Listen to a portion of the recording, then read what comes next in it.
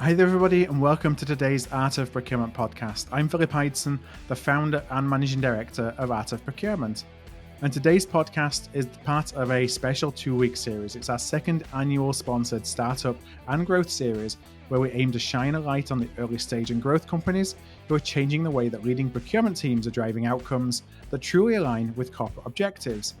We'll ask an entrepreneur from 7 different companies questions about what gap in the market their solution addresses, how they differentiate their technology, and what their tools look like in action.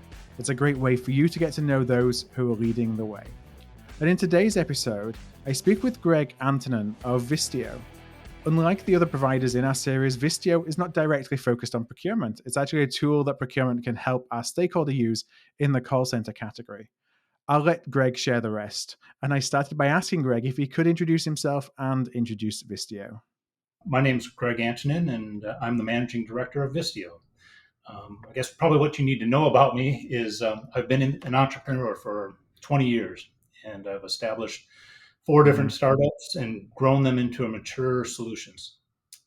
They've all had customer engagement in common and all began by solving a set of challenging problems through the unique combination of technology, process, and methodology.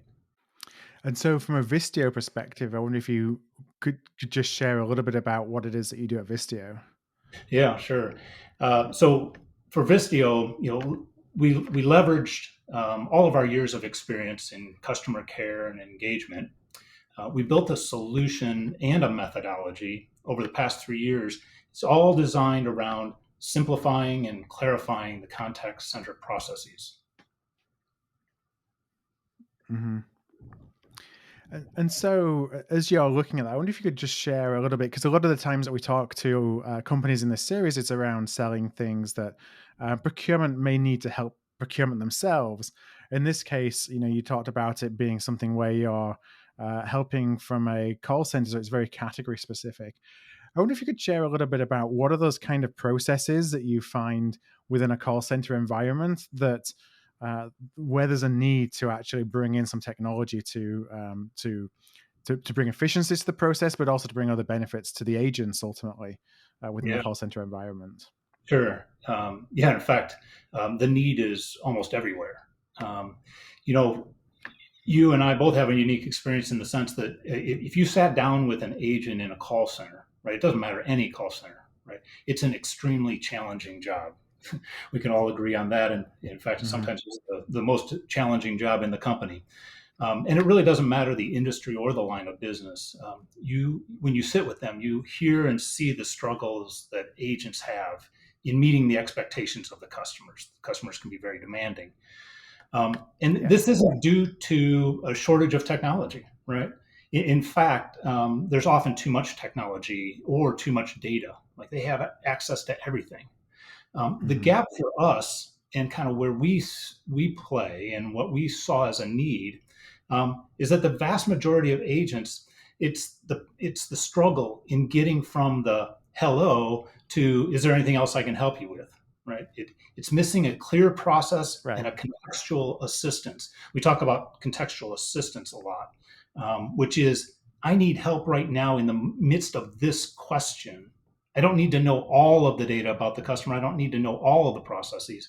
I need help in this, right? And we call Mm-hmm. that contextual, and that's where we focus.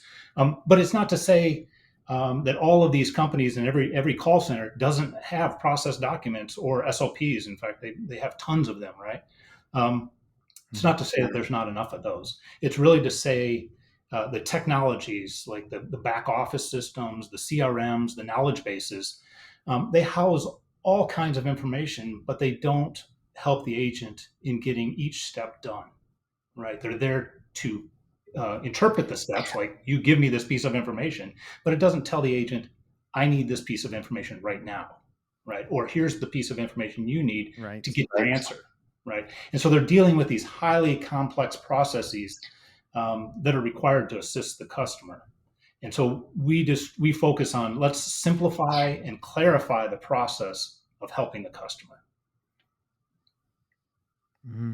And so, would that be at the stage where would the would, does it require the agent to come and like listen to the conversation and then perhaps do something on their own to get information in front of them that helps them drive that conversation? Or is it, it's like you're almost listening to the conversation and you can understand and learn what it is that the information the customer is wanting, and place that in front of the agent when they need it? Yeah, just think of it as an assistance, right? So I'm talking to the consumer, and Yeah. the consumer says, "Hey, I need this," right? And this is a workflow. It is simply the agent saying, "Okay, I need that," and basically the system puts up in front of them the workflow, the next Hmm. step, the next best action, including text and information that they need to have for that question. And it's also automatically taking notes. It's doing all the steps that we want our agents to do when we think about, great quality and great CSAT and great customer experience. It's just taking and assisting the agent to do all of those things that we expect them to do. But when they're in the midst of a challenging phone call, they often forget, or they don't do it exactly the right way, or it Right. changed yesterday, right? I mean, the challenge is call centers and problems for customers are constantly evolving. How do you keep 100, 200, 500 agents constantly evolving with the change? It's almost next to impossible. So in terms of the experience, both from the agent perspective, but then the customer experience, how does that change their experience of that phone call? Because ultimately, then connecting that with value. Here at Art of Procurement, we talk a lot about enabling value and finding ways that we can drive value that go beyond cost savings, that actually start to drive top line revenue or customer satisfaction or whatever it is that's important to that organization. How are you then enabling by leveraging Vistio to increase like I say, whether it's efficiency, whether it's CX, whether it's growth? Like, what's the how do you best support the agent in doing that? Yeah, so it's a great point in that um, either making your agents more faster isn't always kind of the end answer, right? It is actually doing the job correctly. And that's often the, Hmm. the biggest struggle for the agent is knowing how to do the job correctly. And if you do the job correctly, we know that that delivers the right experience for the customer. The customer basically wants two things. It's a accurate answer as quick as possible, right? Don't put me on hold. Yeah. Just be confident, tell me the answer, and get it to me as fast as possible, right? And so Vistio is all designed around how do we help that agent do those two things without having to put the person on hold saying, well, hold on while I look that up, right? Because that's what knowledge bases require. It's Hmm. what systems that are complex to navigate require. It's really about that process of the agent ought to be able to go step by step, real quick, with answers, with the knowledge that they need right at that point in time, or as we say, contextually. Hmm. Now, is there, because there'll be a lot of people who are listening to the pod that are responsible for buying call centers as part of their categories from a procurement perspective, and that was actually something I had earlier in my background. We talked about that off mic actually, of some of the experiences I have in that space, and I just wonder, is there a typical kind of um, organizational size or call center size, or something where what you do is more effective? Like, do you target specifically on whether it's a call center with so many heads, or with so much volume, or kind of what does that look like?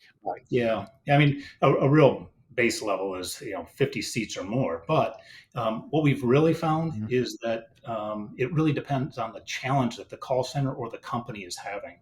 And so we've done call Yeah. centers with 1,000 agents. We've done them with 40 agents. In fact, we have one program that has 7 agents. It's an outbound program, right?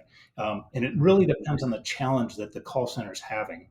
That will dictate which size makes the most sense. But they can all benefit from it from both an ROI perspective, but also from a CSAT, a quality, a delivery of the service.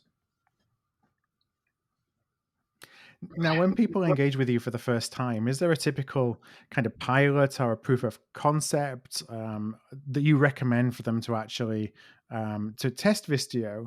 Yeah. Is it based on a call center, based on even agents within call centers? What's the best way for somebody to think about how they may want to test Yeah, Vistio? it kind of along our model of we're not just a software solution. We come and we partner with you from the standpoint of let us hear about your problem. We'll bring back to you some recommendations and solutions to that problem, and then Mhm. that's when we agree to move forward. So, we can do proof of concepts, and we've done them. We know that our solution is working in every vast number of industries, right? So we'll Yeah. do a proof of concept, but it's not really required. What's really required is that we have an understanding of what problem you're solving for, whether it's just call center metrics or really specific things, and then we'll show you how we'll deliver it. Then you can purchase. Mhm. So, if there is anybody who's listening who would like to learn a little bit more, either connecting with you directly or somebody on your team, where would Mhm. be the best place for them to go? Yeah, best place is our website, Vistio.io, Yeah. Vistio.io. Okay, great. Well, what I'll do is I'll include the links to your website on the show notes page for today's episode.